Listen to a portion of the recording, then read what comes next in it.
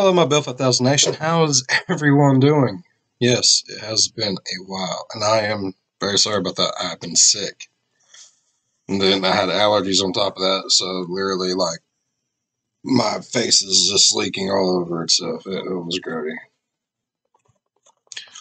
Definitely, no. But, we're back. I'm feeling much better. Thank you all for being patient, and thank some of you for getting on there and asking how I was doing. I really do appreciate that. All right.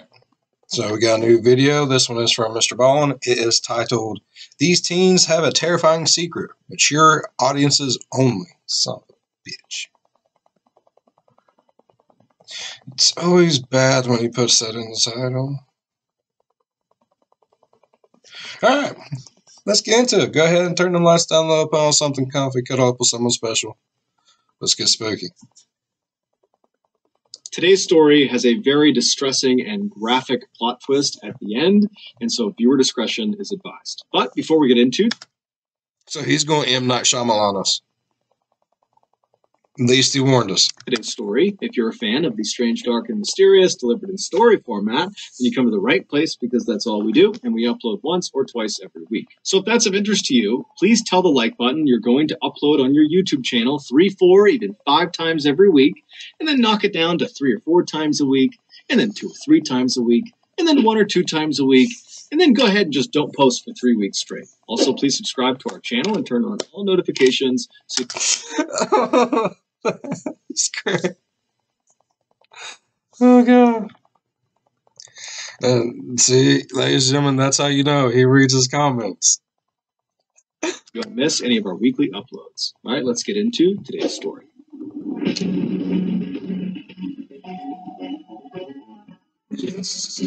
That was great. I love it. Go on 3. I hate it already. Go on 3. So do we go on 3? Like when we say 3, do we go? Or do we wait and go after 3? Like when 1, 2, 3, then go. Like your go should be number 4 type.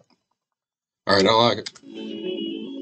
Morgantown, West Virginia is this beautiful place nestled at the bottom of this huge mountain range called the Green Mountains. It is a big-time college town as the famous West Virginia University is located there. And so during the school year, the town is full of young people. And during the football season, the town is absolutely buzzing with excitement. But the college is not the only reason people live in Morgantown. Lots of families choose to live there because there's so much to do year-round. Also, it's relatively safe, and in general, it's an up-and-coming place with new shops and restaurants and museums popping up every single year. But despite all of that, Morgantown is also known for something absolutely terrible, and that is the story of Skylar Neese. In 2012, 16-year-old Skylar Neese was a sophomore in high school in Morgantown, West Virginia. She was a straight-A student, and she worked part-time at a Wendy's, which is a fast food restaurant chain, and by all accounts, she was extremely well-liked by her peers, her co-workers, and had many, many friends. She was the only child of Mary and David Neese, and they absolutely adored her. David, in particular, who was this big, burly man's man, he said that he spoiled his daughter rotten. The parents would say their daughter was full of love and life, and she was fiercely loyal, and at times she could be absolutely hilarious. One of Dave's fondest memories is when Skylar was a very young girl, he was home taking care of her by himself. And that morning, as he's looking after her, she asks him if he will participate in one of her trademark tea parties. And so David, the ever-dutiful father, walks over and says, "Of course, I'll participate in your tea party." And he sits down in this little tiny pink chair, and his daughter, who's got her ballerina tutu on, she's across the table and she's all smiles, and she sits down in her little pink chair, and she hands him this little plastic teacup. So he takes the teacup and he sees there's water already inside of it. And so he sips the tea inside of the cup and he says, "Oh, it's so good. Honey, you did such a good job brewing this tea." And Skylar is just blushing. She is so happy and so thrilled that he liked her tea. Later that night, It's the little things in life. night, when Mary came home from work, she goes to her husband, Dave, and says, "Hey, how did it go? How was it looking after Skylar today?" And Dave would tell her about all the things they did, including their big tea party. And he would tell Mary that, this time she actually put water inside of the teacup. So it was actually like a real tea party. And Mary stops him and goes, "Dave, Skylar's not tall enough to reach the faucet. How could she have put water inside of those cups?" And it turned out Please tell me it's not toilet water. Skylar was using toilet water to fill. Ooh. Poo water. Alright. Everyone loves their children, but what would you do in a situation knowing that your child just made you drink poo water? I know, it was probably clean water. Hopefully the toilet was clean. Hopefully no one used it that day.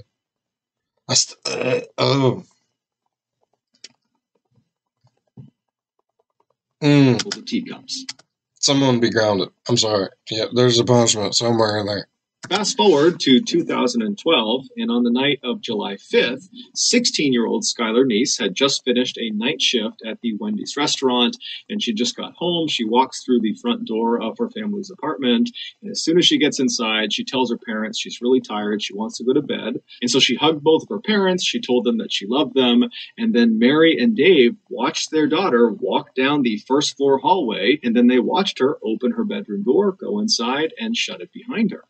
The following morning, Mary and Dave both had to work, so they were up early, and Skylar was not up. She was still in her bedroom, her door was still shut, and so they assumed she was just going to sleep in. And so Mary and Dave, they make breakfast, they're chatting, they're kind of doing their morning routine, and then when it was time to go to work, they decided, let's not bother Skylar. She worked late last night, let her sleep in. And so the parents, they leave without seeing or talking to their daughter. Later that afternoon, Dave would come home early from work, and he gets to the apartment, he goes inside, and it's quiet. Now, Mary was still at work, but Skylar at this point really should not have been asleep. It's like 2 or 3 o'clock in the afternoon, and so he's thinking, she's got to be up around here somewhere. And so he yells out to his daughter, "Hey, I'm home, where are you? What are you up to?" But there was no response. It was just silent. And so he walked down the first floor hallway towards his daughter's bedroom, and he saw the door was still shut. Now, she only kept that door shut when she was sleeping, and so he's thinking, okay, I guess she must still be asleep. This is really late in the afternoon, so, I'm going to knock on the door and see if she's okay. And so he knocks on the door and says, "Hey, Sky, it's late in the afternoon, you got to get up." But she ain't there, is she? There was no answer, and when he listened to the door, there was no noise coming from the bedroom. So he thought that was pretty weird, and so he knocked a few more times, he yelled out a few more times, and when there was no response, no answer, no sound, he opened the door up, and when he looked inside, Skylar was not in there. Now, Dave was thinking to himself, I don't think my daughter told me that she would be gone today, or at least not right now, and he's trying to think, did she say something? Was she meeting someone today? And he couldn't think of it, and so he just pulled his phone out, and he called his daughter, but she didn't pick up, so he called his wife, Mary, and Mary's at work, and Mary picks up, and Dave asks her, "Hey, have you seen Skylar, or do you know where she is right now?" And she would say, "No, I don't know where she is. Maybe she's out with one of her friends." And so after Dave hung up the phone with his wife, he wound up calling one of Skylar's very closest friends. Her name was Sheila, and she had known Skylar since they were in second grade. They were practically inseparable, and he had a good relationship with Sheila. And so he just calls Sheila, and he says, "Hey, I haven't seen Skylar. She's gone right now. Do you know where she is?" And Sheila would say, "No, I'm sorry, I don't, but I did talk to her last night, but there was nothing unusual about our interaction. It was just..." So did she just like get up and walk away?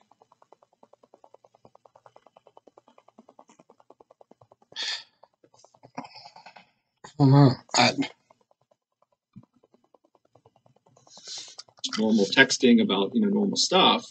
And so Dave said, "Okay, thank you. Well, if you could, can you please try to get in touch with Skylar? And if you do get in touch with her, please tell her to get in touch with us. Or if you hear anything about her, please just let me know." After Dave hung up the phone with Sheila, he kind of stopped and just looked around his daughter's bedroom and thought, maybe there's some clue in here about where she's gone. And at first glance, really nothing seemed out of the ordinary. But when he walked around her bed and was looking inside of her closet, he saw the mesh screen that should have been mounted on the outside of her window was in her closet. And he's thinking, why is...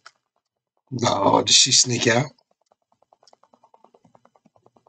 left that in there. There's no reason for it to be in the closet. And so instinctively, he just turns around and walks over to the window that the screen is supposed to be on. And when he looks down at the bottom of the window, he sees it's open. Barely, just enough where you could maybe get your fingernails underneath the window and pry it open. And so Dave reaches down and opens this window all the way. And because there was no screen on this window, he just stuck his head all the way out the window. So his head is outside of the apartment. He's just kind of looking around, looking for some explanation of why this screen had been removed and put in her closet. And he got his explanation when he looked straight down and saw on the grass outside, just several feet below this window, because this is a first floor window, there was a bench, and the bench clearly had been moved there recently. For Dave, even though he had never heard of his daughter sneaking out of the house before and really didn't think that was something she would do, it happens. I have a feeling that's not the situation in this one. I don't love you. I probably do not watch. No, I really don't watch the news. I should. I don't.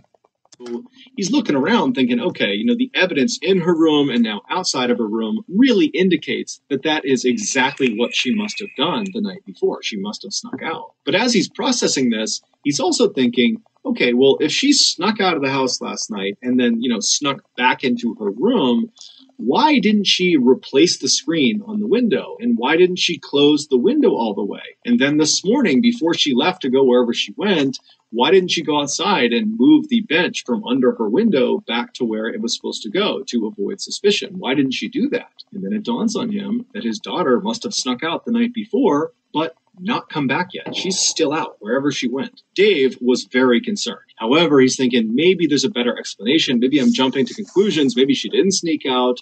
And so he calls his wife to kind of just talk with her and figure out what they should do. And they decide, you know what, this is concerning, but let's just give her a couple of hours to turn back up again. I'm sure she's fine. And so they begin to wait. Yeah. And then at 4 p.m. that evening, Wendy's, the restaurant where Skylar worked, called Dave and said, hey, have you seen Skylar? She was supposed to work today and she didn't show up. She didn't call. It's very unlike her. What's going on? And this was the tipping point. Dave and Mary knew something had to be wrong. And so Dave called the police. County 911, do you have an emergency? I have a 16-year-old daughter who apparently snuck out of her room last night. She has not been home, hasn't went to work, can't get a hold of her from any of her friends. I am scared to death. Has she done this before? No. After Dave got off the phone, he and his wife... That would be terrifying. Just know your kid's out there somewhere. Doing what? I don't know. I don't know. began kind of frantically figuring out what they should do. While the police are out looking, should we go out and look too, or should we stay here in case she comes home and, maybe she's hurt, maybe we can help her if she gets here. And so they're having this really difficult and stressful conversation when Mary's phone rings and it's Sheila. And so Mary immediately answers it, hoping for some good news about her daughter. But Sheila asks Mary right away, hey, has Skylar come home yet? And Mary says, no, she hasn't. And in fact, we just got off the phone with the police because this doesn't make sense. Something's wrong and we're getting the police involved. And so when Sheila hears this, she kind of takes a deep breath. And then after a little bit of a hesitation, she says, Mary, I've got to tell you the truth about last night. She would go on to explain that the night before, Skylar had snuck out of the house, and so had she, along with their other very close friend named Rachel. And Rachel was someone that Mary and Dave also knew very, very well. The three girls were kind of like best friends and totally inseparable. And so Sheila said the three of them snuck out, and in fact, they did this a lot, and they would drive around town and smoke marijuana together. But this was not the...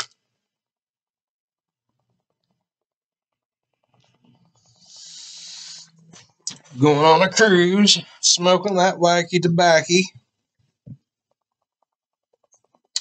Big reveal. Despite this being fairly shocking to Mary and Dave, this was not the big reveal. The big reveal was that when they went out and snuck out of their houses and smoked weed together, they would make sure they never drove their car. Whoever was driving would never drive directly in front of any of their houses because they were concerned that the noise from the car could wake up parents and then they'd get caught. And so the way they would do it is after they snuck out of their house, they would walk a block or two away from their house, and then they would call or text the other two, and they'd get picked up, and they'd go do their thing. And then when they got dropped off, they would get dropped off a block or two away from their home and then walk the rest of the way. And so Sheila told Mary that last night, like so many other nights, she dropped Skylar off about a block away from their apartment, and then Sheila and Rachel drove off. So they did not actually see Skylar enter her apartment. So they don't know for sure if she actually made it home okay. And so this was obviously horrifying. Sorry.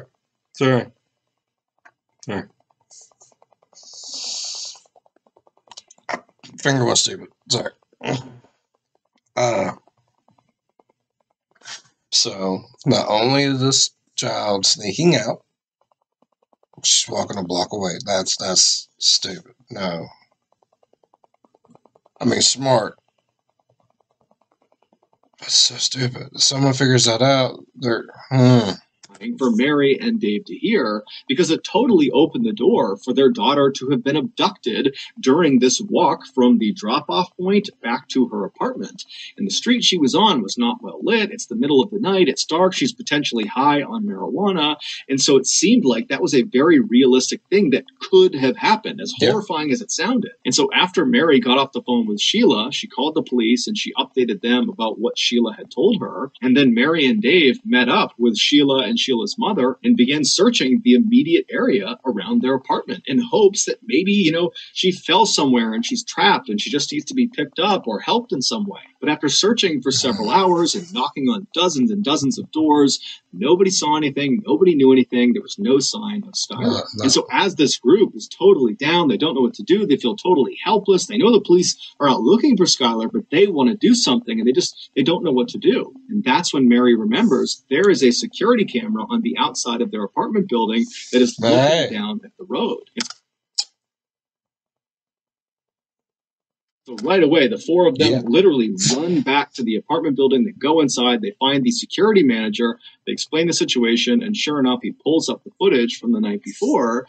And the footage they see doesn't make sense. Sheila had dropped Skylar off on that corner, kind of out of view of the camera at around midnight. But at 12:30, so 30 minutes after she's been dropped off, you see this unknown kind of generic looking car pull up right in front of the apartment complex. And then Skylar comes running across the lawn, goes right up to the car, opens the back door, hops in the back seat, shuts it, and the car drives off. Even though this did not solve the mystery of where their daughter was. So she ran away?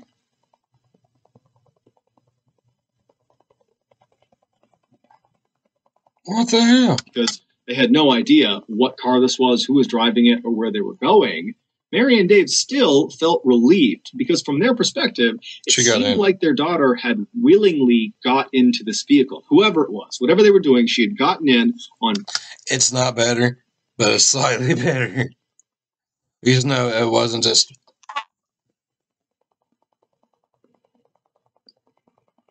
Yeah. Purpose, which meant she probably was not being abducted, which was their big fear. Over the next couple of days, the police analyzed this footage and tried to get information about this car, but the footage was so grainy, they couldn't do it. However, the police were telling Dave and Mary, hey guys, I'm sure Skylar is going to show up any day now. As much as you may not want to believe it, that your daughter is capable of running away, it is fairly common for teens to do that. Run away, and then, a couple of days later, they'll pop back up.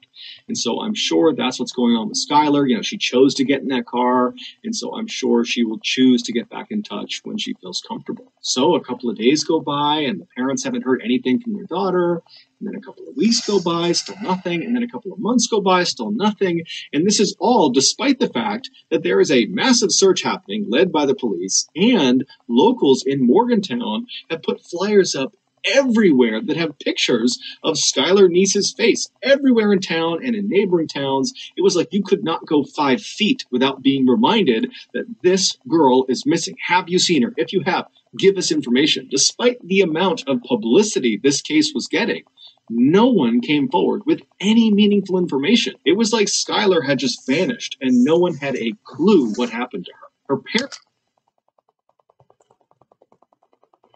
That's craziness. We know it wasn't UFOs because there was a car.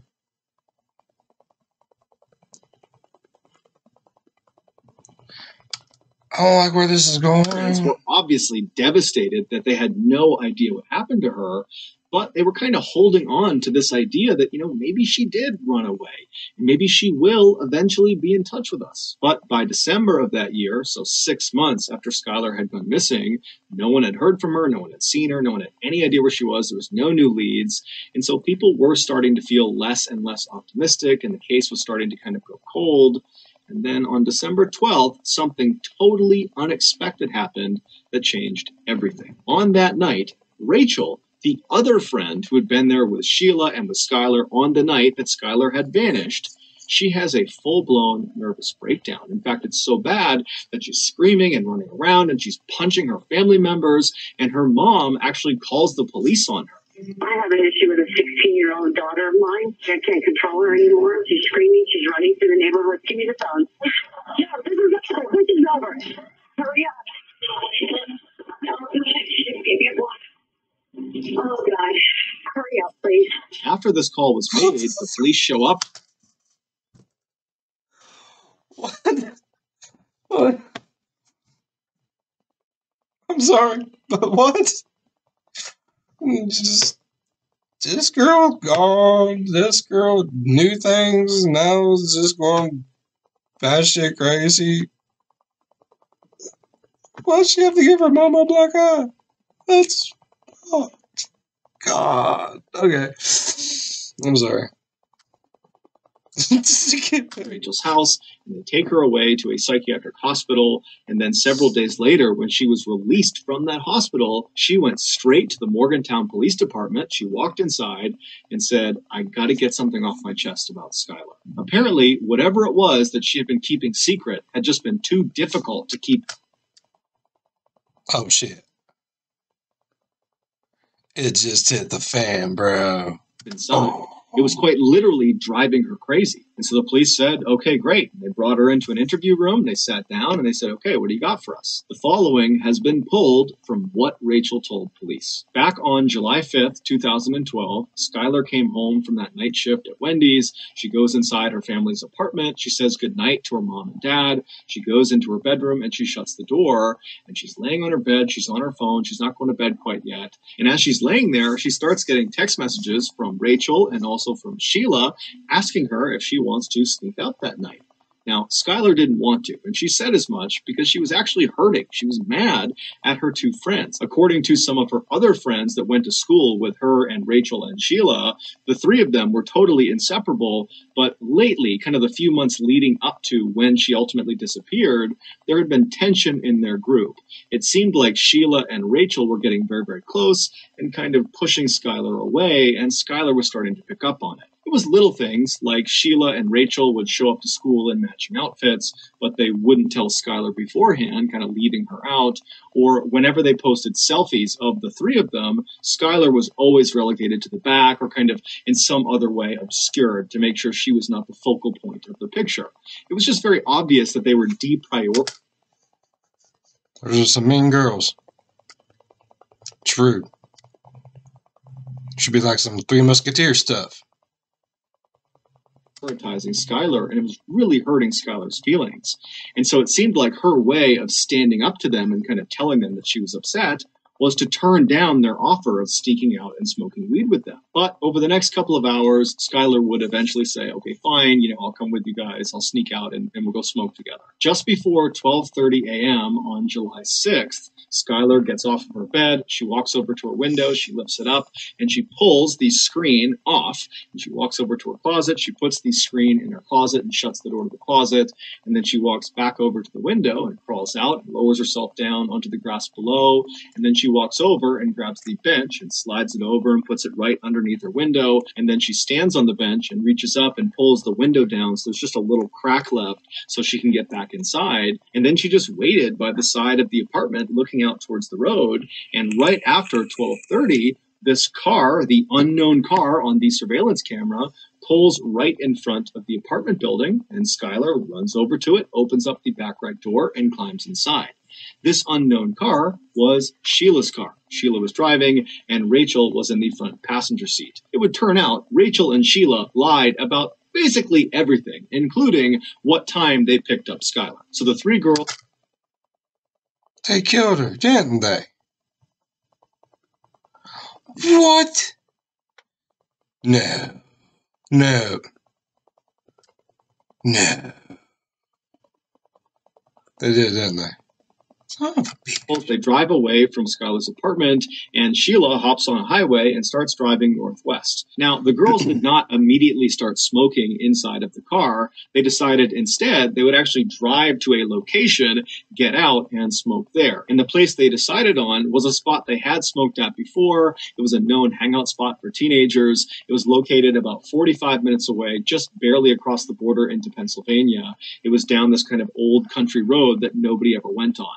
And so Sheila drives the car 45 minutes. She crosses into Pennsylvania. She finds the turn onto this old road. They drive down it a little ways until they're pretty far away from the highway, at which point Sheila pulls off the road onto the grass, parks the car. The three girls get out, and they walk past the car a little ways down the path to a clearing on the right. There was a hill that went up on the right, and they would kind of sit on this hill looking downhill, and that would be where they would smoke. And so the three girls, they sit down. They're all next to each other, facing downhill. They're not facing each other. And Sheila, who is sitting all the way to the right, with the car being over to the left, she pulls out the marijuana joint. And she's about to light it, but she realizes she does not have a lighter. And so she asks Rachel and Skylar if they have a lighter, and they both pat themselves down. They're checking themselves. They don't have a lighter.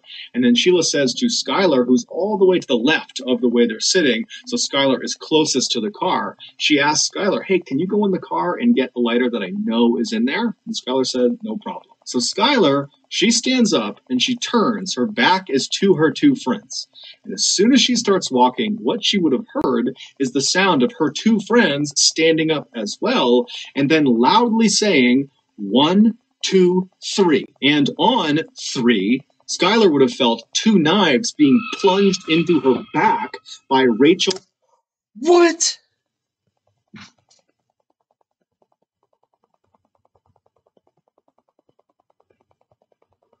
Why? Why? Why? Why? What the fuck?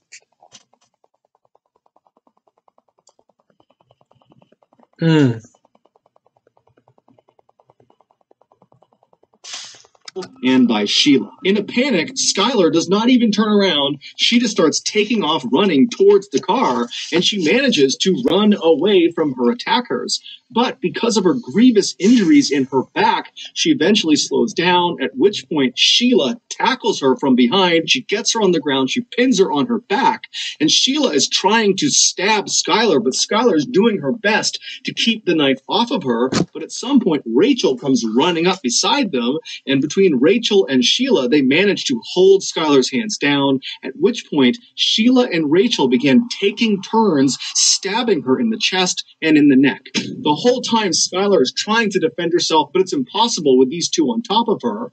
And at some point she just kind of gives up and she says, why are you doing this to me? Why are you doing this to me? But they don't give her a reason. They just keep on going. And eventually Rachel stops stabbing Skylar, but Sheila doesn't. Sheila keeps on going until, quote, her neck stopped making gurgling sounds. And then once Skylar went still, Sheila stood.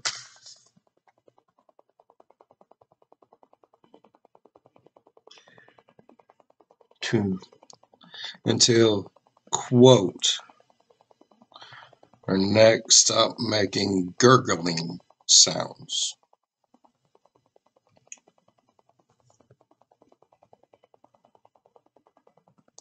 That's a fucked up child. What?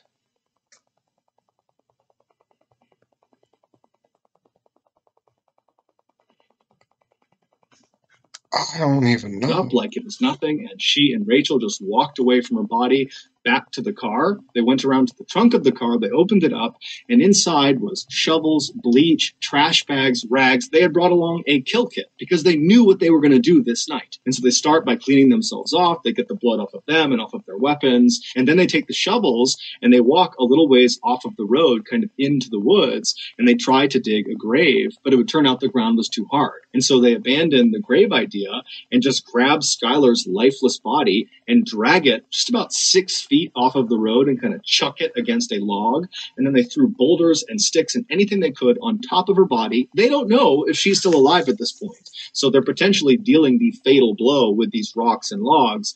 They cover her up until she's totally obscured. And then the two girls just walk back up. They grab their shovels, they grab their rags, their bleach, they put it back in the trunk, they hop in their car, and they drive away. It would turn out Rachel and Sheila had been planning this for months. The reason? They didn't like Skylar anymore, and apparently it wasn't enough to just be mean to her and not include her in things. They actually needed to kill her. And so the entire night that they went out and... Okay, look, I was born a boy. Okay, yes. So I don't know all the ins and outs of the female psyche. But I don't think that's how girls think. I hope that's not how girls think.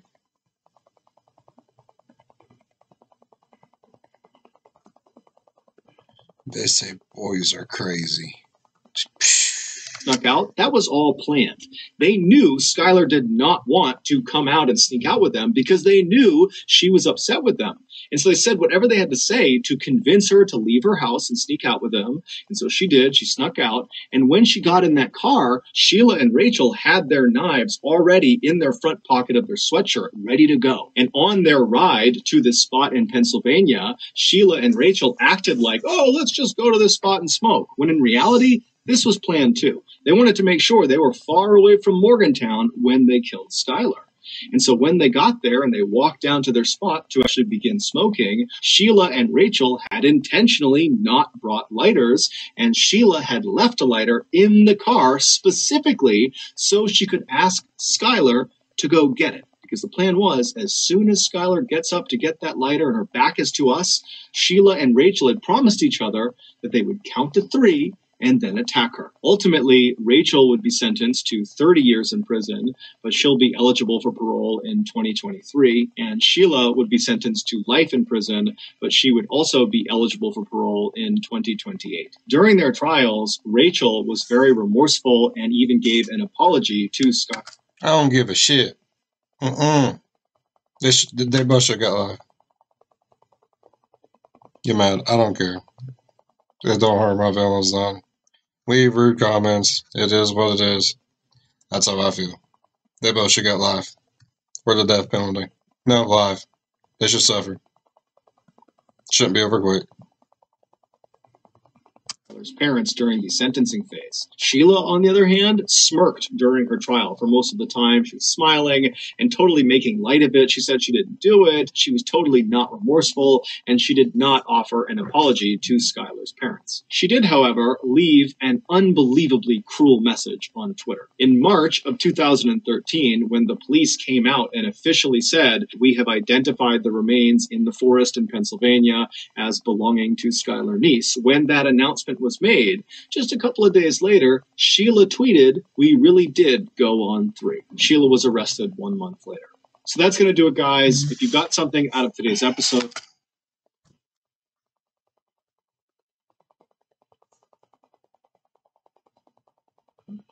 Little son of a bit. Really sad. We went on 3.